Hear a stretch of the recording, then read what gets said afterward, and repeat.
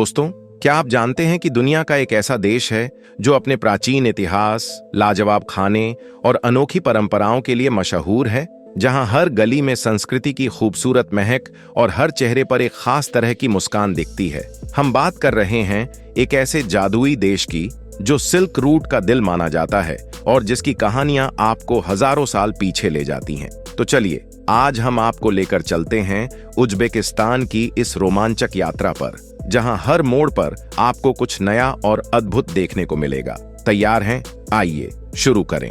दोस्तों, क्या आप जानते हैं कि इस देश का इतिहास इतना पुराना और शानदार है कि इसे 329 ईसा पूर्व खुद अलेक्जेंडर द ग्रेट ने अपने साम्राज्य में शामिल किया था। यहाँ के लोग अपनी भावनाओं को खुलकर व्यक्त करते हैं, यहाँ तक कि छोटी छोटी बातों पर भी आंसू बहा देते हैं। यह देश अपनी संस्कृति, इतिहास और परंपराओं में इतना समृद्ध है कि हर कोना कहानियों से भरा हुआ है। हम बात कर रहे हैं रिपब्लिक ऑफ उज्बेकिस्तान की, जो एक लैंडलॉक्ड देश है। इसका बॉर्डर तुर्कमेनिस्तान, अफगानिस्तान, कजाकिस्तान और ताजिकिस्तान से मिलता है। उज्बेकिस्तान न केवल अपने ऐतिहासिक स्थलों के लिए जाना जाता है, बल्कि यहाँ के लोग और उनकी जीवन शैली भी आपको पूरी तरह से मोहित कर लेंगी।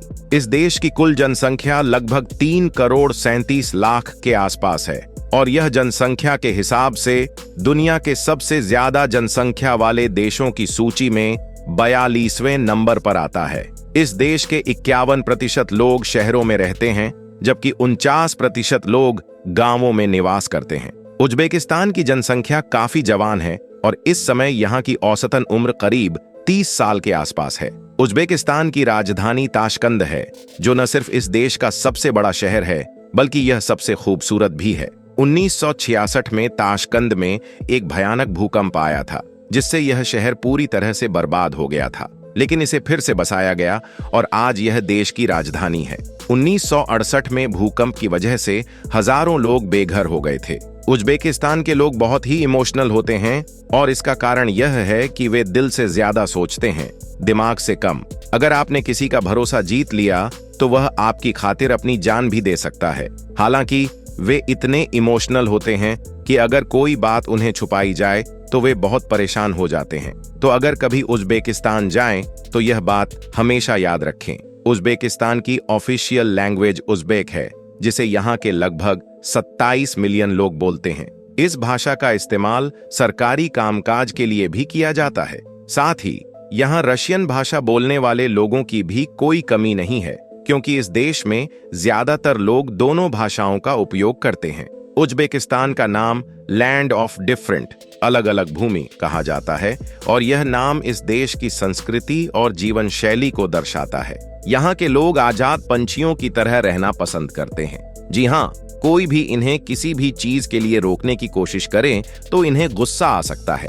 इस देश के लोग अपने स्टाइल और संस्कृति में इतना खास होते हैं कि कई लोग कंफ्यूज हो जाते हैं और सोचते हैं कि क्या यह भारत का हिस्सा है। दरअसल यहाँ की जीवन शैली, पहनावे का तरीका और आपस में बात करने का तरीका भारतीय संस्कृति से काफी मेल खाता है, खासकर गांधी जी के समय से।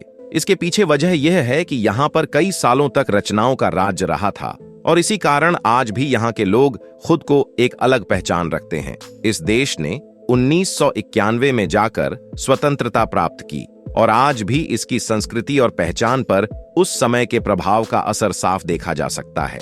उज्बेकिस्तान का राष्ट्रीय ध्वज भी बहुत खास है। इसके तिरंगे में 3 रंग होते हैं। सबसे ऊपर नीला, जिसका मतलब पानी होता है, फिर सफेद, जो शांति का प्रतीक है, और सबसे नीचे हरा, जो जीवन और समृद्धि का प्रतीक है। तिरंगे में 12 सितारे भी होते हैं, जो देश के 12 महीनों का प्रतिनिधित्व करते हैं। यहाँ के लोग बहुत पढ़े लिखे होते हैं और इस देश की लिटरेसी रेट 99.98% है। यहाँ के हर घर में शिक्षा को बहुत महत्व दिया जाता है और आपको यहाँ कोई भी ऐसा व्यक्ति नहीं मिलेगा जो अनपढ़ हो।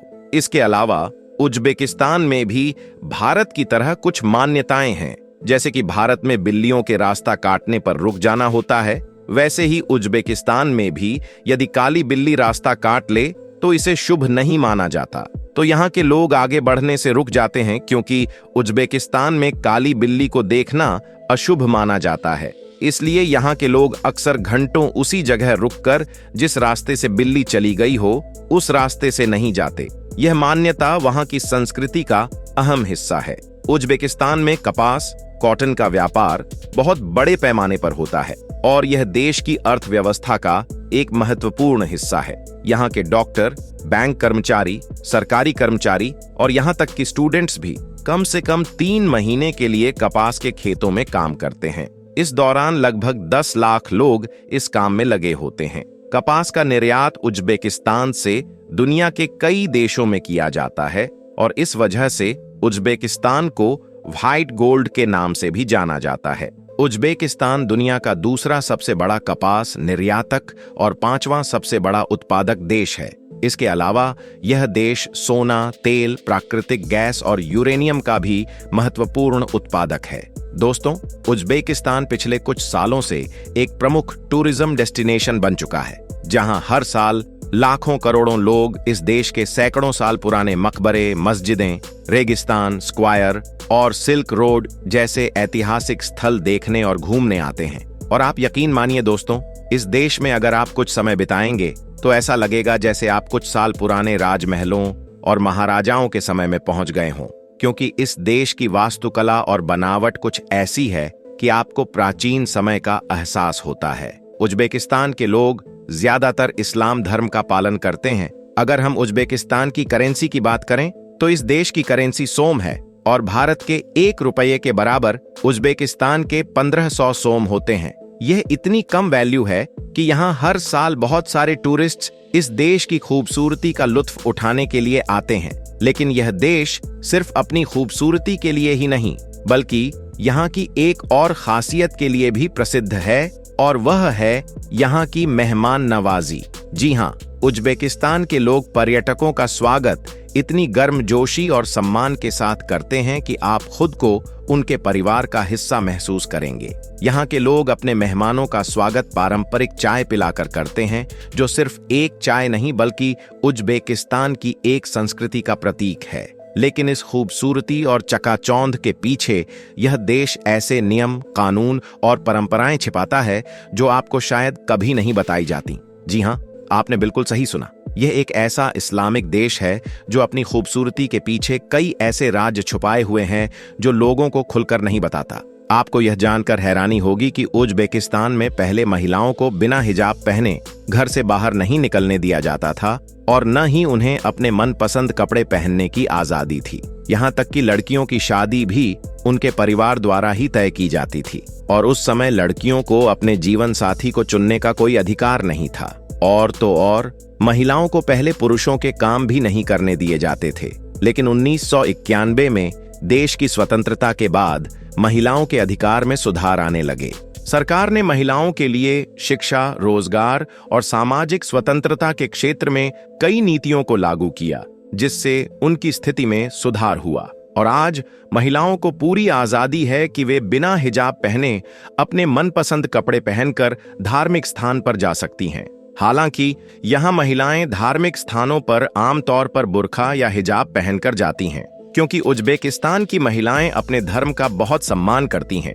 इतना ही नहीं, इस देश में महिलाओं को पढ़ाई करने का भी पूरा अधिकार है। वे नौकरी कर सकती हैं और यहाँ तक कि देश को भी संभाल सकती हैं। यह सभी इस्लामिक देशों में से एक ऐसा देश है जहाँ महिलाओं को पूरी आजादी दी जाती है।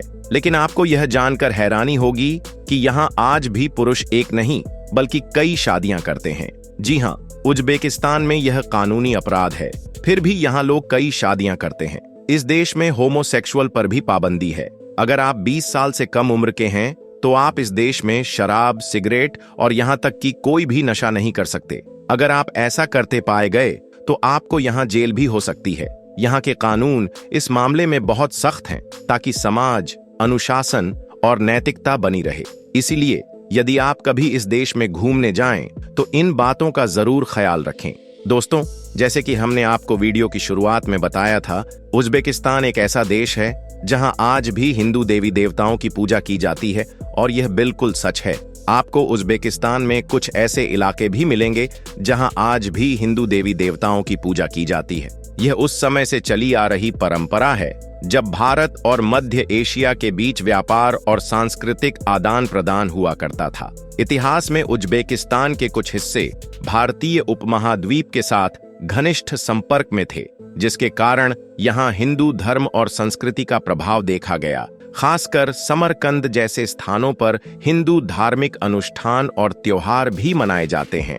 लेकिन अगर आप इस देश में सब कुछ देखने के बाद भी अगर आपने इस देश के फेमस डिश का स्वाद नहीं लिया, तो समझ लीजिए दोस्तों, आपने अमृत को खो दिया। जी हाँ, इस देश में आपको कुछ ऐसी डिशेस देखने को मिलेंगी जिनका स्वाद लाजवाब होता है। इनमें से एक है पुलाव, जिसे उज्बेकिस्तान में चावल, मांस और सब्जियों के साथ बनाकर परोसा जाता है। इसका स्वाद ओए होए लाजवाब होता है।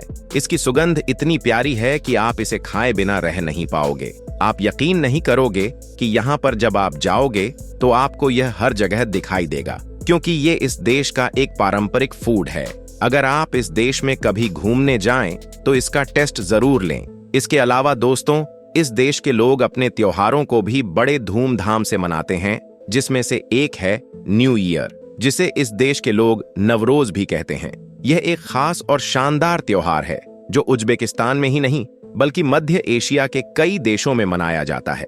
नवरोज वसंत ऋतु के शुरुआत और नए साल के आगमन का प्रतीक है, जिसे 21 मार्च को मनाया जाता है। नवरोज का मतलब है नया दिन। इस दिन लोग अपने घरों को साफ करते हैं, नए कपड़े पहनते हैं और पारंपरिक पकवान बनाते हैं। इसी के साथ ही संगीत, नृत्य और पारंपरिक खेलों का आयोजन भी किया जाता है। परिवार और दोस्तों के साथ मिलकर इस दिन को खास मनाते हैं और एक दूसरे को शुभकामनाएं देते हैं। नवरोज सिर्फ एक त्योहार नहीं बल्कि एक नई शुरुआत, खुशी और एकता का प्रतीक है।